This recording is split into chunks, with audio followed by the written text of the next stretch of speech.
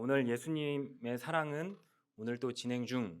예수님의 사랑은 오늘 또 진행 중이라는 제목으로 우리 함께 하나님의 말씀을 나누기 원합니다. 살다 보면은 오해를 받거나 오해가 생기는 일들이 종종 있습니다. 저도 군대에서 오해를 받았던 적이 있습니다. 제가 하지 않았던 행동인데 제가 이등병이다 보니까 병장인 고참이 제가 한 일이라고 이야기를 해서 저에게 곤란을 빠뜨렸던 경험이 있었죠.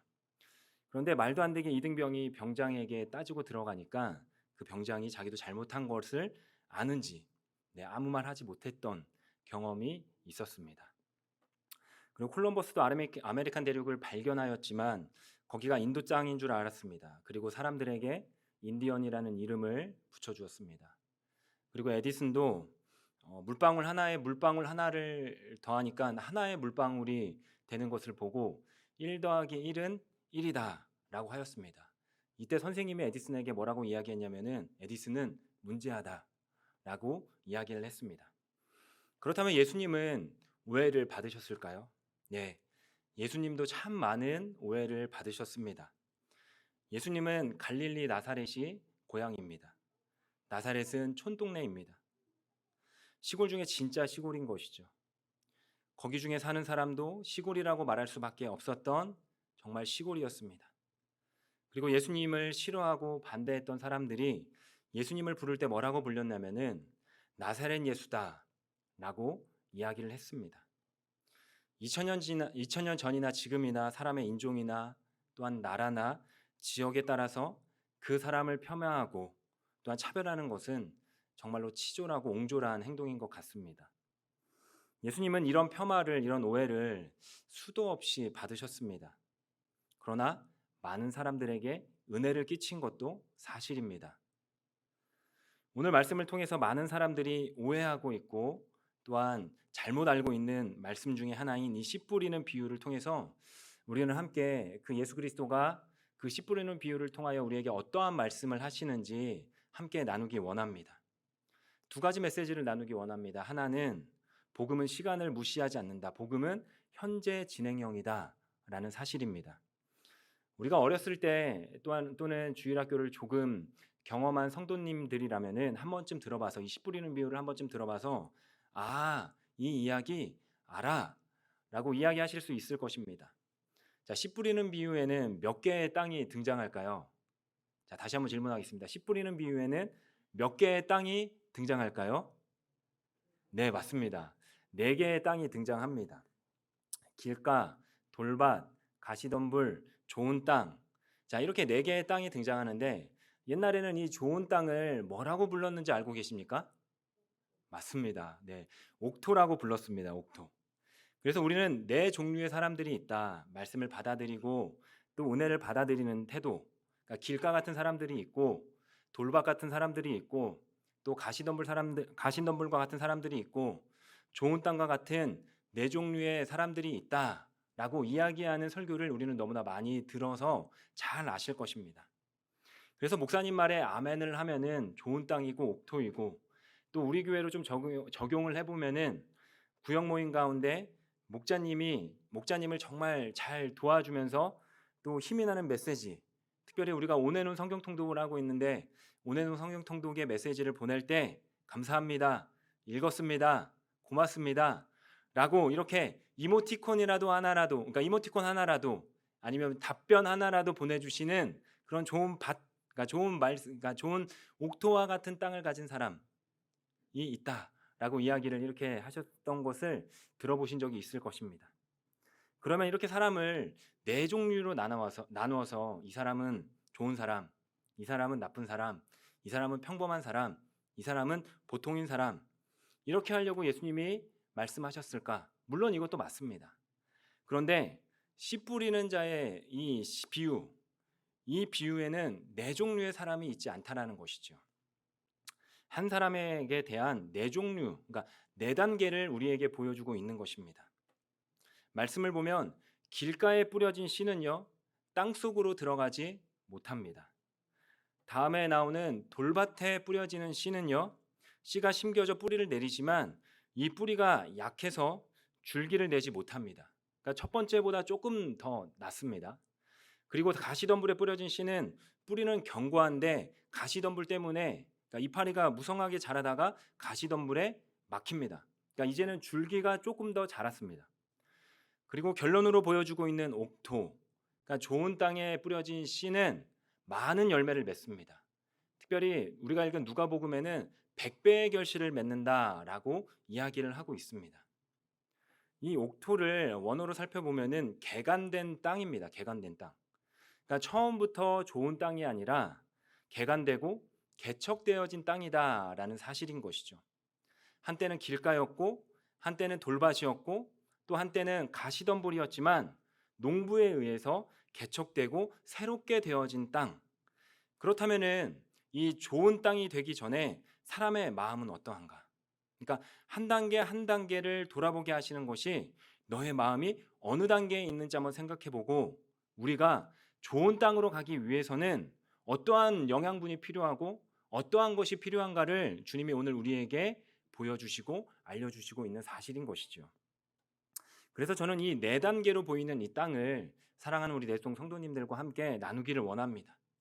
우리가 함께 처음으로 읽어볼 말씀이 누가복음 8장 5절과 12절인데요. 우리가 두 절을 다 함께 읽어보면 좋을 것 같습니다. 5절입니다. 시작. 씨를 뿌리는 자가 그 씨를 뿌리러 나가서 뿌릴새 덜어는 길가에 떨어짐에 밟히며 공중의 새들이 먹어버렸고 12절입니다. 길가에 있다는 것은 말씀을 듣지 이에 마귀가 가서 그들이 믿어 구원을 얻지 못하게 하려고 말씀을 그 마음에서 빼앗는 것이요. 아멘. 자, 첫 번째로 나오는 땅의 단계가 있는데 그게 무엇이냐면 길가와 같은 마음의 단계가 있다라는 것입니다. 그러니까 길가와 같은 마음, 그러니까 이런 마음이 있다라는 것이죠, 우리에게. 하나님의 말씀, 하나님의 말씀의 씨앗이 뿌려졌습니다. 그런데 우리의 마음이 굳어져 있기 때문에 차갑고 은혜 받지 못하고 들리지 않는 것이지요. 굳은 마음의 사람을 여러분도 경험해 보신 적이 있을 것입니다. 아무리 앞에서 은혜 받는 말씀을 전한다라고 이야기를 해도 아무리 훌륭한 찬양팀이 앞에서 찬양 인도를 하고 찬양을 한다 하도 나는 은혜 받을 수 없다라는 것이죠. 왜? 이 길가와 같은 굳은 마음으로 차갑고 딱딱하게 굳어져 있기 때문인 것이죠. 그렇다면 왜 이 길가와 같이 굳게 나의 마음이 닫혀져 있었을까요? 이런 마음의 성향을 가진 사람들이 있는데, 그러니까 길가와 같은 이런 마음을 가진 사람들이 있는데, 이 5절 말씀을 보면은 놓치고 가는 부분들이 있습니다. 그게 뭐냐면은 길가의 씨앗의 말씀, 그러니까 말씀의 씨앗이 뿌려졌지만 이미 한 번 밟혔습니다. 새들이 먹기 전에 밟히는 상처를 받은 것이지요. 그리고 악한 영을 상징하는 새들이, 마귀를 상징하는 새들이 그 뒤에 틈을 타서 그들의 마음을 쪼아먹고 있다라는 사실인 것입니다. 여러분, 사람에게 밟혀서 상처가 난 마음에 어떠한 마음이 찾아오냐면 악한 마음이 우리에게 찾아옵니다. 그래서 내 마음이 질밟혀서 깨어진 마음 속에 악한 영이 내 마음을 틈타는 것이죠. 그래서 어떠한 생각을 하냐면 맞아, 교회도 똑같아. 사람도 똑같아. 이 교회 가운데 무슨 기대를 가질 수 있겠어? 그러니까 모든 사람들과 환경에 상처를 받아서 망가지는 우리가 되는 것입니다. 예전에는 순수한 마음이 있었고 또한 따뜻하게 대할 수 있었지만 사랑을 주니까 오히려 돌아오는 마음이 무엇이냐면 배신이고, 또한 순수하게 대했는데 오히려 나에게 돌아오는 것이 무엇이냐면은 계산하는 사람들이 있고 나를 소외시키는 사람들이 있고 따돌리는 사람들이 있다 보니까 우리의 마음 가운데 마상이라고 하죠. 마상. 마음의 상처가 우리 가운데 생기는 것입니다.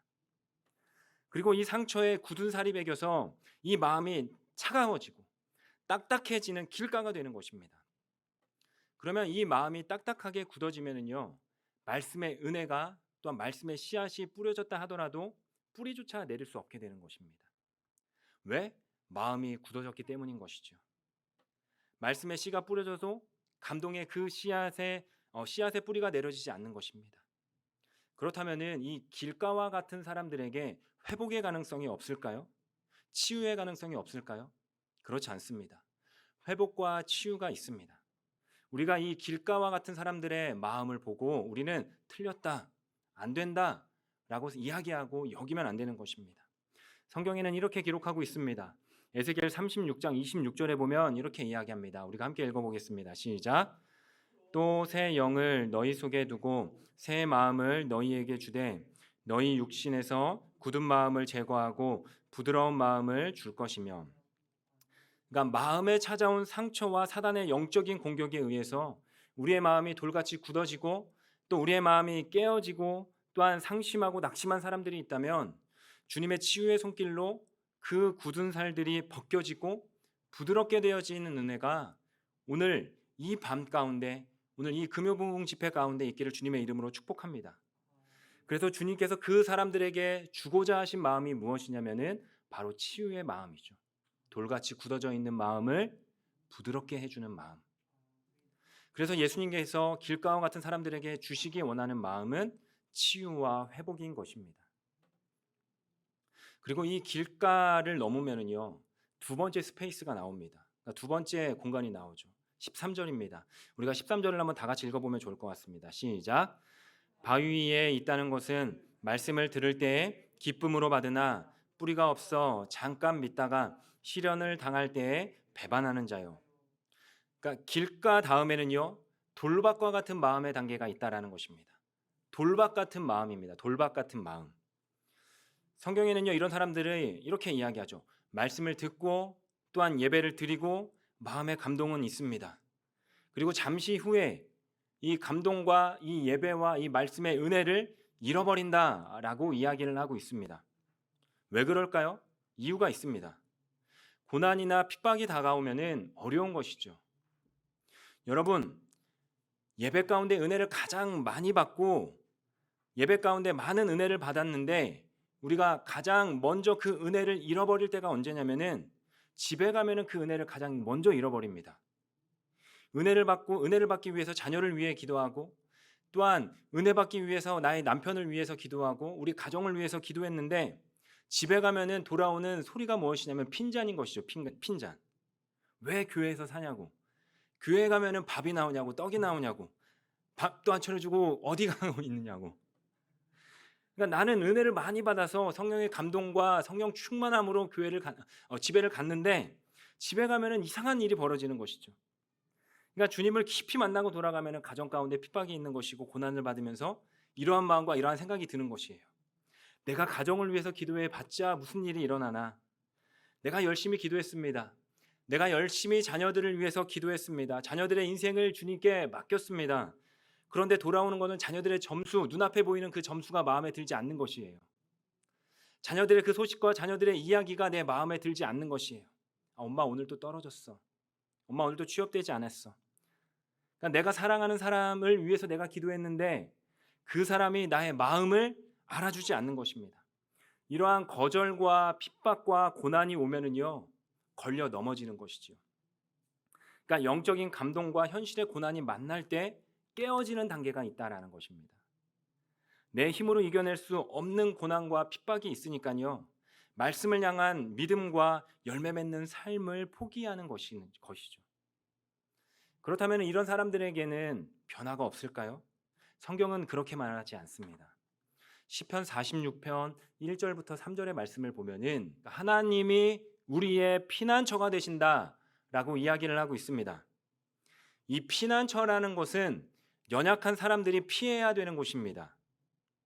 피난처라는 말 자체가 그가 스스로 자신의 인생을 책임질 수 없고 자신의 생명을 지킬 수 없다라는 것을 이야기하고 있는 것이죠. 그러니 하나님이 우리의 피난처가 되신다라는 고백은요, 내가 연약하기에 내 인생을 주님께 맡겨드립니다 라고 이야기할 수 있는 고백이 되는 것이고요. 또한 주님께서 내가 연약할 수밖에 없음을 인정하고 감안하고 또한 이 모든 것들을 주님께 맡겨드릴 테니 주님께서 나의 인생의 계획과 나의 삶의 여정을 책임져 주시옵소서라고 우리가 고백하고 있는 것입니다. 여러분, 그리고 피난처의 특징이 있습니다. 우리나라에도 보면은요, 보이는 피난처들이 너무나 많이 있죠. 범죄자가 나타나면은 우리는 어디로 피하면 될까요? 파출소나 경찰서나 소방서나 이러한 곳으로 뛰어가면 됩니다. 여러분도 아마 잘 알고 계실 것입니다. 새벽 2시에 여자 혼자 편의점을 자유롭게 갈 수 있는 나라가 얼마나 될까요? 다른 나라에 비해서 치안이 정말 안전하다라는 것을 여러분들도 잘 알고 계실 것입니다.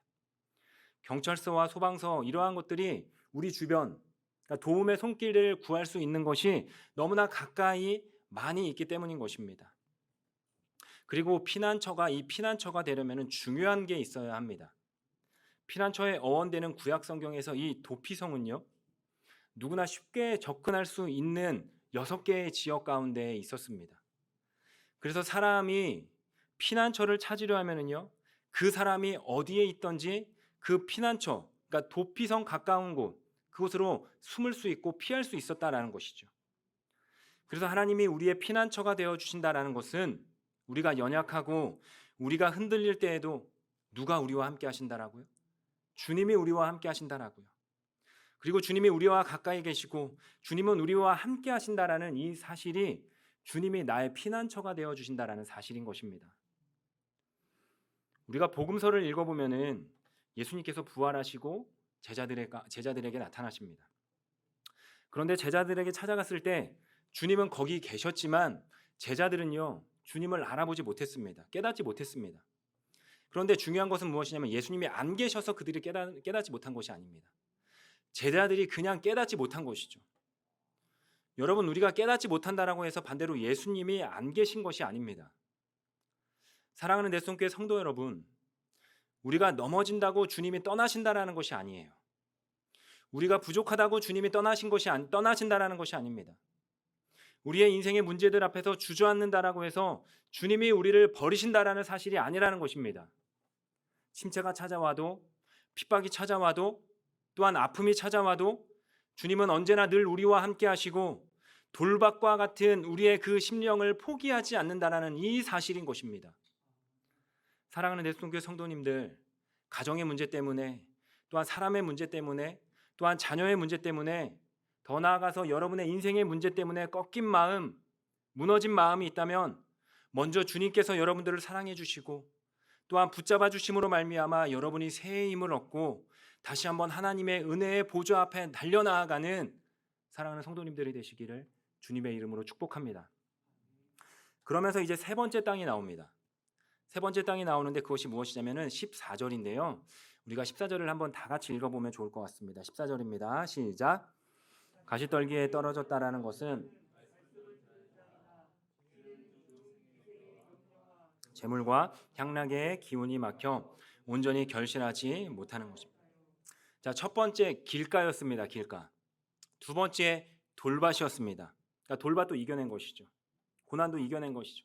그 다음에 만난 스테이지가 뭐냐면 가시덤불이라는 이제 스페이스입니다. 이제 가시덤불이 뭐냐고 이야기를 하면은요, 세상의 걱정과 돈의 유혹이 말씀을 막는다라고 이야기를 하고 있습니다. 저는 이 말씀이 너무나 이해가 됩니다. 왜냐하면은 고난보다 유혹이 더 힘들기 때문인 것이죠. 그런데 이 고난보다 유혹을 이겨내는 것이 우리가 더 힘든 것이에요. 생각을 해보면은 이 다윗은요, 이 광야의 그 고난을 이겨냈습니다. 그런데 유혹 앞에서 무너졌습니다. 밧세바, 그러니까 여자의 유혹 앞에서 무너진 것이죠. 그리고 사도행전에 보면은 아나니아와 삽비라가 나옵니다. 그 초대교회 가운데 로마의 핍박, 주를 믿으면 사자의 밥이 되는 그러한 핍박 가운데에서도 아나니아와 삽비라는 이겨냈습니다. 그런데 돈의 유혹 앞에서는 그들도 무너지고 거짓말을 했습니다. 왜 그럴까요? 왜 고난보다 유혹이 더 이겨내기가 힘들까요? 이렇게 생각하면 좋을 것 같습니다. 고난은요, 중력처럼 불가항력적으로 늘 우리 가운데 찾아오는 거예요. 내가 지구 가운데 발을 딛고 있으면 늘 중력으로 인하여 그 중력의 영향을 우리가 안 받을 수 없는 것처럼 고난은요, 늘 우리의 삶 가운데 도사리고 있습니다. 그러나 유혹은요, 나만 타협하면은 피할 수 있는 것이에요. 다윗이 그것을 타협하지 않았으면은 그 여자의 성적인 유혹을 피할 수 있었습니다. 아나니아와 삽비라가 타협하지 않았다면은 그 돈의 유혹에 넘어가지 않아도 된 것입니다. 그러니까 고난은 갑자기 내 인생 가운데 찾아와 버린 주제가 되어 버린 것이죠. 고난은요. 그래서 그러니까 갑자기 병에 걸렸는데 어떻게 하겠습니까? 갑자기 부모님이 쓰러졌는데 어떻게 하겠습니까? 우리 자녀가 이번에 좋은 대학에 들어갈 수 있고 좋은 직장에 취직할 수 있고 모든 것들을 기대했는데 갑자기 대학이 떨어지고 갑자기 취업이 안 되는 것입니다. 그럼 어떻게 하겠습니까? 또 이 사람이 이미 나를 힘들게 했는데 내 마음 가운데 마상이 있는데 마음의 상처가 있는데 어떻게 할 수 있겠습니까? 내가 할 수 있는 게 없는 거예요. 그러니까 우리는 기도하는 것이죠. 기도하는 것. 그러나 유혹은요, 내가 선택할 수 있는 겁니다. 내가 어려운 이웃을 돕기로 마음 먹고 작정했습니다. 그런데 그 돈을 이제 다른 곳에 쓸 수도 있는 것이죠. 내가 뭐 명품백을 산다든지 아니면 내가 좋은 옷을 산다든지 명품 옷을 산다든지 아니면 내가 다른 곳에 쓰려고 이렇게 먹어놨던 것이 내가 어려운 사람들, 그러니까 어려운 구역원들이라든지 교회 가운데 정말 그러니까 도움이 필요한 그 도움의 손길들에게 도와줄 수 있는 것입니다. 또 내가 누군가를 미워하지 않을 수도 있지만 내가 미워할 수도 있는 것이죠. 그러니까 유혹이라는 것은요, 나만 타협하면은 피할 수 있는 선택이다라는 것이죠. 저는요, 모태신앙 가운데 자랐습니다. 3대가 이야기한다라고 이야기하는데 저는 4대가 이제 기독교 신앙인 집안에서 자랐습니다. 그러니까 굉장히 이제 무난하고 평탄한 삶을 이제 기독교 신앙을 갖고 있는 것이죠. 그러니까 저처럼 오랜 신앙 생활을 해왔던 사람들은요, 이게 사람들을 미워하고 숨기는 법을 배우는 것 같습니다. 정말 죄송하지만. 그래서 어떻게 저런 사람이 크리스천이야? 어떻게 저런 사람이 교회에 다녀라고 이야기를 하면서 축복송을 부를 수 있는 거죠. 형제의 모습 속에 보이는 하나님 영상 아름다워라 라고 부를 수 있는 것이죠. 그러니까 우리는 유혹이라는 것을 너무나 어려워해요. 그러니까 미움의 유혹, 돈의 유혹, 성공의 유혹, 또 거짓말의 유혹. 우리가 고민해야 될 게 그 죄의 유혹 앞에 요셉처럼 도망칠 것인가? 아니면 다윗처럼 그 유혹의 포로가 될 것인가? 그러니까 좋은 땅을 향하여 나아가지 못하는 그 연약함의 유혹의 함정이 늘 우리 삶 가운데 도사리고 있다는 것이에요. 그렇다면 이 유혹에 넘어지고 그리고 거룩함을 잃어버리고 또한 누군가를 미워하면서 먹지 말아야 될 것을 먹고 보지 말아야 될 것을 보고 또한 가지 말아야 될 것들을 가면서 그러니까 세상과 같은 모습으로 같은 선상에 살아가고 있는 우리에게 세상의 야망과 욕심을 쫓아 살아가는 사람들에게는 그렇다면 아무런 소망이 없는가? 그렇다면 그들에게는 예수님의 사랑이 임재하지 않는 것인가? 아닙니다. 로마서 8장 1절부터 2절을 보면은요, 이렇게 이야기하고 있습니다. 우리가 함께 읽었으면 좋겠습니다. 1절입니다. 시작. 그러므로 이제 그리스도 예수 안에 있는 자에게는 예수 안에 있는 생명의 성령의 법이 죄와 사망의 법에서 너를 해방하였습니다. 자, 이 말씀이요, 복음의 핵심을 담은 로마서의 핵심 구절입니다. 저는 다 외웠으면 좋겠습니다. 우리 성도님들이. 우리는 늘 죄의 유혹 앞에 무너질 수밖에 없는 사람인데, 그런데 그리스도 예수 안에 들어가면은요, 점점 성령의 열매를 맺게 되는 것이고요, 예수님의 성품을 닮아가게 되는 것입니다. 그러니까 사랑으로 말미암아. 지난 수요일 제가 전했던 말씀처럼 성령의 그 열매, 예수님의 마음, 예수님을 깊이 알아가면 알아갈수록 믿음, 덕, 지식, 절제, 인내, 경건, 형제 우애, 사랑. 이뿐만입니까? 긍휼하시고 자비하시고 노하기를 더디하시는 그 예수님의 사랑이 우리 가운데 거하는 것이죠. 성령의 성품을 성령의 열매라고 이야기하냐면은, 그러니까 씨 뿌리는 자의 비유처럼요, 모든 열매와 모든 경작과 농사의 원리는 무엇이냐면은 시간이 흐르면 흐를수록 점차 변한다라는 것이에요. 그러니까 성장한다라는 것이죠. 우리는 정죄를 너무 쉽게 합니다. 그런데 정죄와 회개는 다릅니다. 회개와 정죄는 같은 선상에서 시작합니다. 내가 잘못했다라는 거. 네. 그런데 정죄는요, 거기에 마침표를 찍는다면은 회개는 거기에 쉼표를 찍는 거예요. 쉼표. 그러니까 회개를 쉼표를 찍어서 내가 잘못했으니까 누구에게로 나아가겠습니까? 주님께로 나아가는 것입니다. 내가 죄인이고 내가 잘못했고 내가 이런 잘못을 했고 내가 위욕에 휩싸이니까 내가 뉘우치고 주님의 사랑을 기억하면서 내가 더더욱 주님 앞에 나아가겠다. 이게 회개인 것이죠. 그러니까 내가 잘못했다면 쉼표를 찍고 주님 앞에 나아가는 것이죠. 그런데 정죄는요, 마침표예요. 내가 사랑하지 못했다, 실패자다, 끝이다, 아무 소용이 없다. 그러니까 다른 사람에 대해서는요, 쉽게 이야기하죠. 이런 사람들의 특징이 뭐냐면요, 한국 교회는 끝났다라고 이야기를 합니다. 그리고 여기에 있는 사람들도 다 똑같다라고 이야기를 합니다. 그리고 스스로에 대해서 매정하고요, 굉장히 잔인하죠. 나는 늘 미움에 가득 찬 사람이다. 나는 미워하는 사람이다. 이게 고착화가 되면은요, 이게 고착화가 되면 영적으로 특이한 현상이 일어나는데, 자기 자신을 용서하지 못하고요, 다른 사람에게 정죄가 많아지게 되면서 나는 원래 이래. 그러니까 왜 그렇게 화나 있어? 늘 화나 있는 사람을 보면 왜 이렇게 화나 있어라고 이야기하면요, 나는 원래 이래라고 이야기하는 것이죠. 다시 말하면 우리는 넘어지지만 예수 그리스도의 그 십자가를 바라보며 성령의 임재를 구할 때 정직의 영, 성령의 영, 사랑의 영이신 그 성령께서 우리의 마음 가운데 거하기 때문에 우리는 쉼표를 찍고 회개의 자리로 나아갈 수 있는 것이죠. 제가 청소년 사역을 할 때요, 한 친구가 저에게 이렇게 이야기를 했습니다. 목사님, 제가 어제 친구네 집에서 돈을 훔쳤습니다. 그래서 뭐 돈을 훔쳐봤자 뭐 얼마를 훔쳤는데 뭐 얼마나 되겠어? 라고 생각을 하면서, 야, 얼만데 한 몇만 원 훔쳤냐? 라고 이제 이야기를 했는데 그 액수가 장난 아닌 것이에요. 어마어마한 액수를 훔쳤습니다. 그래서 제가 뭐라고 이야기를 해야 될지 모르겠을 정도만큼 큰 액수인 것이죠. 그래서 제가 어제 돈을 훔쳤습니다. 얼만데 이만큼 훔쳤습니다. 그 소리를 듣고 제가 당황했습니다. 그리고 목사님 기도해 주세요라고 이야기를 하는 거예요. 너무나 솔직하게 고백하는 거예요. 그래서 그 이야기를 듣는 순간 제게 어떤 마음이 들었냐면은, 야, 얘가 이렇게 죄를 고백하는데 나도 죄를 고백해야겠다. 나는 이러한 마음이 들었어요. 사실 나도 어렸을 때 엄청 훔쳤어. 너보다 더 많이 훔쳤어. 이렇게 이야기를 했습니다. 고백했죠. 목사님도 이러한 죄가 있어. 우리 함께 기도할까? 라고 이야기했죠. 이때 이 친구의 대답이 정말 대단했어요.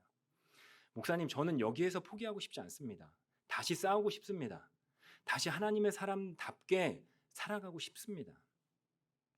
이 친구를 보면서 제게 제 마음에 너무나 큰 감동이 왔어요. 여러분 기억하시기 바랍니다. 죄와 연약함, 그 유혹 가운데 무너진 사람도요, 싸울 의지를 잃지 않으면은요, 싸울 힘을 잃지 않으면은요, 하나님의 사랑 안에서 벗어나지 않는다라는 사실이요. 이 친구를 보는데 얼마나 눈물이 나고 얼마나 사랑하게 되었는지요. 그랬구나. 정말 너 대단하구나. 사람이 그럴 수도 있지. 목사님도 그랬어. 여러분은 어떠십니까? 미워하고 거짓말하고 또한 하지 말아야 될 생각과 하지 말아야 될 행동과 가지 말아야 될 곳을 가는 우리, 또한 무언가를 말하고 나서 그 말을 주워 담으려고, 아니면 무언가를 말하고 나서 잘못 말한 것처럼 포장하려고 하는 우리, 그리고 내 인생의 말과 감정이 얼마나 잘못되었는지 알고 있는 그 우리. 그러나 주님께서는요, 그럼에도 불구하고 주님께 나아가서, 주님, 나는 이미 쓰러졌지만 다시 일어나고 싶습니다. 다시 잘하고 싶습니다. 나는 정말 그 주님의 사람답게 살아가고 싶습니다. 라고 이야기하면은요, 주님께서는 그 사람에게 정죄하지 않으시고 쉼표를 찍어서 회복과 사랑의 사람으로 변화시킨다라는 사실인 것이죠. 저는 내손교회 모든 성도님들이 자기 자신을 포기하지 않게 되기를 축복합니다. 예수님에 대해서 알게 되면 알게 될수록 여러분 자신을 하찮게 여기지 않고 나 자신을 더 사랑하게 되기를 축복합니다. 유혹과 그 유혹의 전쟁 가운데서 끝내 싸워서 승리가 무엇인지 아는 그런 내손교회 성도님들이 되시기를 주님의 이름으로 축복드립니다. 마지막 네 번째 땅이 나오는데 그 땅이 무엇이냐면 옥토입니다. 옥토. 우리가 15절을 다 같이 한번 읽어보고 왔으면 좋겠습니다. 15절입니다. 시작.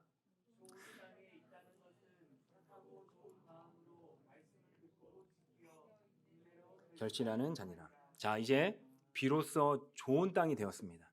길가, 돌밭, 가시덤불, 이제 옥토, 좋은 땅이 되었습니다. 앞에서 말하는 것처럼 좋은 땅은요, 좋은 땅은요, 굳은 표면을 드러내고 그 고난의 돌을 빼내고 또한 유혹의 그 가시덤불을 쳐내서 개간된 땅이 좋은 땅이죠. 그제서야 비로소 좋은 땅, 옥토가 된 것이죠. 그러나 우리가 땅의 입장을 바라보면서 생각해 보면은요, 이 옥토가 되는 과정은요, 옥토가 되는 그 과정의 길은요, 너무나 험난합니다. 그러니까 길가를 갈아야 됩니다. 그리고 바위를 드러내야 합니다. 그리고 가시덤불을 쳐내야지만 이 가시덤불을 쳐내야지만 비로소 좋은 땅이 되는 것이죠. 이 좋은 땅이 촉각을 느낄 수 있다면은요, 어마어마한 그 아픔을 경험해야 되는 상처투성이의 과정일 것입니다. 저는 이 개간된 땅, 좋은 땅, 이 옥토를 보면서 이런 마음이 들었습니다. 우리가 치유를 위해 수술할 때에도 통증이 있는 것처럼 이 좋은 땅, 우리의 마음이 좋은 땅이 되는 시간에도 아픔이 찾아올 수 있다는 것이죠. 예수님을 제대로 믿으면요, 내가 미워하는 사람이 자꾸 거슬리게 되는 것입니다. 또한 예수님을 제대로 믿으면요, 내가 했던 거짓말이 자꾸 떠오르게 되는 것입니다. 또한 예수님을 제대로 믿으면요, 내가 잊고 싶었던 그 상처가 계속해서 떠오르게 되는 것입니다. 무슨 말이냐면은 진단을 받아야지만 수술을 할 수 있는 것이고, 또한 그 수술을 받아야지만 내가 치유가 되는 것이고 회복이 되는 것이죠. 그런데 수술을 했는데 그 상처가 왜 저에게 찾아오는 것입니까? 라고 질문하시는 분들에게 저는 이렇게 말하고 싶습니다. 수술한 이후에도 재활의 과정 가운데 그러니까 간호의 과정이 필요하기 때문에 그 상처가 다시 찾아오는 것입니다. 연약해진 우리의 다리, 그러니까 연약해진 부분, 우리가 다리를 수술하더라도 바로 태어나지 않습니다. 재활을 하며 또한 치료를 받습니다. 그러니까 사람들은 말씀과 그 사랑 안에서 돌보아지게 되는 것이고, 또한 사람들과 함께 마음을 나누면서 우리의 영혼들을 회복할 시간이 필요한 것이죠. 그게 치유인 것이죠. 그게 예배인 것이고, 또한 그게 구역 모임인 것이고, 또한 그게 공동체인 것이고, 또한 그게 동역자인 것입니다. 저는 내손교회 성도님들이 거룩한 동역자들로 가득 채워지는 교회가 되기를 주님의 이름으로 축복합니다. 영적인 깊이가 깊어질수록, 영적인 너비가 넓어질수록 우리는 이 땅의 고통의 시선을 넘어서 내 마음의 땅, 그 땅이 고통스러운 내 마음을 보게 되는 거룩한 영성을 가지는 성도님들이 되시기를 주님의 이름으로 소망합니다. 반면에 시간이 지날수록 내 마음속에 있는 그 길가를 뜯어내기 위한 그 농부의 손들도 기억하기를 소망합니다. 돌들을 골라내기 위한 그 농부의 땀방울도 기억되기를 소망합니다. 그리고 유혹에 넘어진 우리의 마음, 그 가시덤불을 쳐내고 그 가시덤불을 치우기 위해서 피투성이가 된 그 손도 기억되기를 소망합니다. 여기서 말하는 이 말씀의 씨앗과 복음의 씨앗, 이 복음의 씨앗을 뿌리는 농부는 과연 누구일까요? 그게 바로 예수님인 것이죠. 우리가 그분을 바라볼 때 이 고통스러운 시간 끝을 견뎌낼 수 있는 것이죠. 왜 그럴까요? 내 마음도 괴롭지만 내 마음을 바라보는 그 예수님도 괴롭기 때문인 것이죠. 나를 괴롭히게 하는 게 아니라, 나를 괴롭히려고 하는 것이 아니라, 이 수술을 지나가지 않고서는 우리의 마음이 고쳐지지 않기 때문에, 때로는 내 인생을 그 광야의 수술대 가운데로 보내시고, 또한 그 수술실 안에 그 나의 영혼을 만지시는 아버지 하나님의 마음, 그 예수님의 마음에는 더 큰 눈물이 있는 것입니다. 내가 흘리는 눈물보다 더 많은 눈물이 있는 것이고, 내가 속상해하고 있는 그 아픔보다 더 큰 아픔과 속상함이 있는 것이죠. 내 마음밭이 길가와 같은 마음밭이었는데 나의 마음을 옥토와 같이 좋은 땅과 같이 개간을 하기 위해서 후벼 파는 아스팔트 위를 이렇게 좋은 땅을 만들기 위해서 개간하는 그 예수님의 손길, 또 내 마음밭에 돌들이 너무나 많은데 그 돌들을 치우기 위한 예수님의 땀방울, 또한 내 마음밭이 가시덤불인데 내 마음에 그 가시 하나하나를 치우기 위해서 찔려진 예수님의 그 손, 예수님에게는 더 큰 눈물이 있는 것입니다. 제게는 7살 된 아들이 있습니다. 양치도 잘하고요, 단 거를 많이 먹지도 않았는데요, 6살 때 이빨이 썩었습니다. 지금 7살밖에 안 되었는데 웃을 때 은니가 보입니다. 은니가 상상이 되지 않죠? 은니가 보입니다. 그런데 이 아이를 데리고, 그러니까 뭐 주기적으로 치과를 계속 가는데 어린이 치과에 갔는데 이빨이 이제 썩어서 이제 떼어야 된다라는 그 소식을 들었습니다. 그러니까 어른이 치과에 가는 것도 굉장히 부담스러운데 그 아이가 치과에 가는 것이 얼마나 부담스럽겠습니까? 어린아이를 데리고 치과에 가는 것은 너무나 잔인한 행동이고 너무나 잔인한 모습이었습니다. 그때 이제 저희 아들이 진료실에 들어갔습니다. 그때 이제 의사 선생님과 간호사 선생님이 뭐라고 이야기하냐면은 보호자도 함께 오세요. 함께 들어오세요라고 이야기를 합니다. 그리고 지금부터 이 아이를 잡아주셔야 합니다라고 말하죠. 그리고 이 아이가 이를 떼울 때 그러니까 흔들리지 않도록 잘 붙잡고 계셔야 합니다라고 이야기합니다. 그러니까 무슨 말입니까? 내 아이의 치과 치료하는 것을 내가 봐야 되는 거예요. 그러니까 이빨 치료하는 거, 이빨을 떼우는 것을 내가 보아야 하는 것입니다. 그런데 어린이 치과 전략이 굉장히 좋습니다. 아이가 베드에 누우면은요, 천장에 뭐가 나오냐면은 이제 뽀로로가 나옵니다. 아이들의 정신을 그냥 싹 빼버리는 것이죠. 그러면서 아 해보세요 하고 이제 아를 벌립니다. 그런데 그때 이제 마취 주사를 맞으면은요, 제 아들이 어떤 생각을 할까요? 아빠한테 속았다, 당했다, 라는 이런 생각을 하겠죠. 울기 시작하고요, 몸부림을 치기 시작하는데 그 아이의 치료를 위해서 온몸을 붙잡고 있어야 되는 그 아빠의 심정, 이게 바로 여러분을 향한 하나님의 마음인 것이에요. 굉장히 저는 속상했습니다. 여러분에게 질문을 한번 해보겠습니다. 이가 썩으면 죽습니까? 그게 얼마나 대단한 일인가요? 이가 썩었다라고 해서 우리가 학교에 가지 못합니까?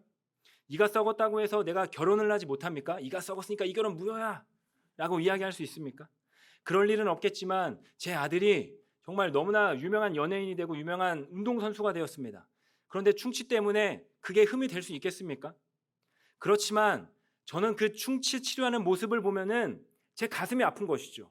마취 주사를 하고 이빨을 갈고 또한 석션을 하고 그 안에 또 이제 치료를 하는 그 과정을 보면 너무나 가슴이 아픈 것이죠. 거기에서 이제 몸부림을 치고 있고 울부짖고 있는 그 아이의 모습을 보면 더더욱 가슴이 아픈 것입니다.